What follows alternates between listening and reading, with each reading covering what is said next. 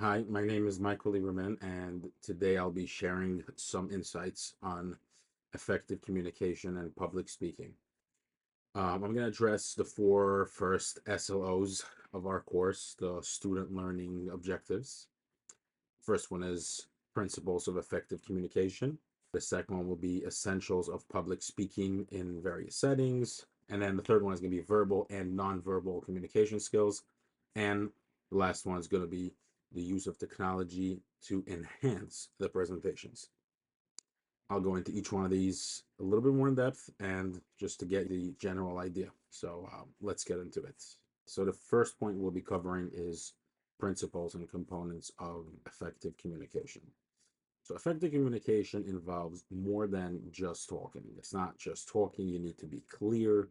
You need to be connected to the audience to understand that they're receiving the message the way you intended.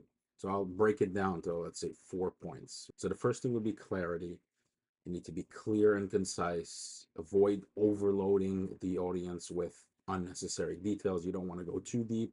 Just keep it simple. You want to be actively listening. It's a two-way communication situation. You have to understand that what you're seeing in the audience reflects their level of understanding. You want to see that they're receiving the message the way you intended. And then there is needing to connect to the emotional state of the audience. You have to make sure to be on their same level to have that communication going well. For example, if you want to really make sure the point goes across, you want to use simple analogies to explain more complex things. You want to explain something very complicated, right? You don't want to go too in detail just the way you understand it. You want to actually have an overall understanding in your audience. So you want to give them a simpler example of that.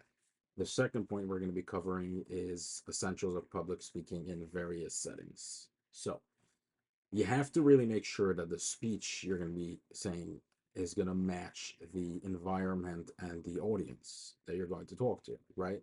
You want to know where is it going to be, who's going to be sitting and listening. So you really want to look out for these things, right? You want to look for the size of the place, how big is it, what's the amount that you're going to be looking at, the amount of people. Then you want to look on understanding the audience. You want to know who are these audience, who are the people you're going to be talking to. Are they professors or college students? It varies a lot between the types of audience. You would have to tailor your speech to that. You would want to be very engaged with them, right? You want to bring up the stories and examples that will match their lifestyle and where they come from.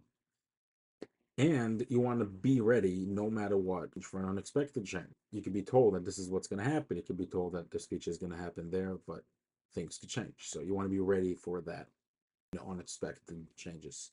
I'd give an example for this is if you want to use jokes, throw around jokes here and there. You don't want to do it if the setting is too formal, but if it's more casual, it makes a lot of sense. So you have things that are very good in certain settings, but not really the right thing in the wrong place. So you want to really tailor your speech to where you are and who's your audience. Now, the third point I want to touch is verbal and nonverbal communication skills. So, giving a speech is not only about the text, the words you're going to be saying, it's also and a lot about how you say it and the body language, right? So, you want to have your voice match the message. You want to have a higher pitch voice, different tone, and different parts of your speech. If you would be talking in the same tone the whole time, it wouldn't give the message the way you would want it to. So you have to be more excited in certain parts and a little bit drier in other parts. The body language also should very much match the message. Eye contact, the whole thing, you want it to match. You want to smile when you're saying a happy story. You want to show a sad face. It has to match what you're saying so the audience don't feel a disconnection between you and your words. When there's a disconnection, it disrupts their focus. They're not going to be able to internalize what you're saying. As an example, if you're trying to say a impactful statement, right, or a story, you want to slow down and look into people's eyes in order to really have the effect that you want. Now, the fourth and final subject I want to touch is applying technology in presentations. So technology is a very powerful tool in enhancing and bringing your presentation into the next level.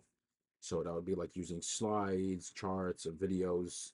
You could do that on a board behind you, or you could use PowerPoint. You could use different tools that you would express what you're trying to say with more visualization. And then there could be the way you're actually letting the audience listen to you, because that could be in person, but you could also share your content through YouTube or Vimeo in order to get to more audience. You have much more audience when you send it out on the internet, and then it just sits there for people to listen. And then when it comes to video, there's technology that could help you look better and sound better, right? You could have lights, you could have better microphones. For example, myself, I use my smartphone as the camera. I mount it on top of my monitor. I use a light bar to enhance the lighting. So all of these technological tools could really enhance the presentation that you're trying to create. So in conclusion, effective communication and public speaking are essential skills that require practice and adaptability. You don't just stand up and talk, you got to practice, you got to learn. You need to master how to speak clear, how to connect to the audience, and really understand what their lifestyle is, what their level of education is, and all of that, just to tailor your speech to them to make sure that they're understanding. And also live at the speech when you're talking, try to get as much feedback from the audience to see if they're really on the same channel, if they're understanding what you're saying. So basically, the more you practice, the better you get at it.